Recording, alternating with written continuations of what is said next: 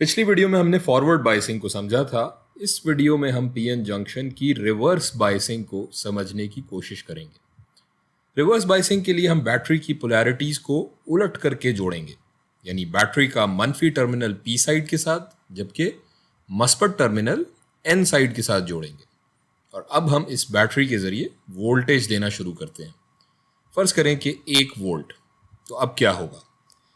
Battery का ये मनफी टर्मिनल यहाँ मौजूद पॉजिटिव चार्ज्ड होल्स को अपनी तरफ खींचना शुरू कर देगा और ये होल्स इस पी टाइप जो हमारा मटेरियल है इसके इस सिरे की तरफ, इस किनारे की तरफ जमा होना शुरू हो जाएंगे, जबकि बैटरी का मस्बत टर्मिनल एन साइड पे मौजूद इलेक्ट्रॉन्स को अपनी तरफ खींचेगा और यहाँ ये इलेक्ट्रॉन्स इस एन साइड मटेरियल के इस किनारे या सिरे की तरफ जमा होना शुरू हो जाएंगे। और यहाँ रिकॉम्बिनेशन की वजह से ये डिप्लीशन रीजन ये मज़ीद चौड़ा होना शुरू हो जाएगा, जिसका मतलब है कि यहाँ मौजूद बैरियर पोटेंशियल भी बढ़ना शुरू हो जाएगा। अगर हमने यहाँ 1 वोल्ट की वोल्टेज दी है तो इसकी वजह से ये बैरियर पोटेंशियल बढ़कर ये 1 जमा 0.7 वोल्ट्स ये 1.7 वोल्ट्स हो जाएगा।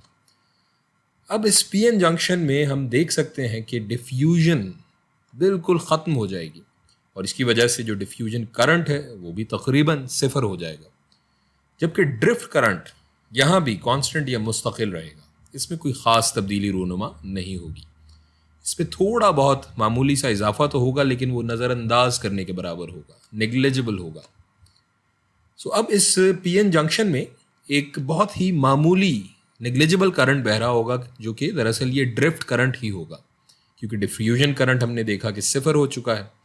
और इस करंट के बहाव की समत फॉरवर्ड बाइस्ड पीएन जंक्शन से उलट होगी, यानी यहाँ पी साइड से एन साइड की तरफ करंट का बहाव होगा या उसकी समत होगी।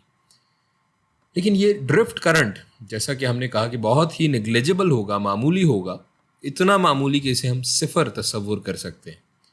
लिहाजा रिवर्स्ड बाइस्ड हालत में एक पीएन जंक्शन किसी इंसुलेटर की तरह काम करता है, जिसमें से कोई करंट नहीं बह रहा या कोई करंट नहीं गुजर सकता। सो ये पीएन जंक्शन एक ऐसा इलेक्ट्रॉनिक स्विच है जिसमें सिर्फ एक संप में करंट का बहाव मुमकिन है, जबकि दूसरी संप में ये ऑफ होता है या करंट का बहाव नहीं होने देता। अब इसके क्या फ़वाइद और इस्तेमाल हैं, इस पर हम अगली वीडियोज़ में बात करेंगे, तफसील से बात करेंगे।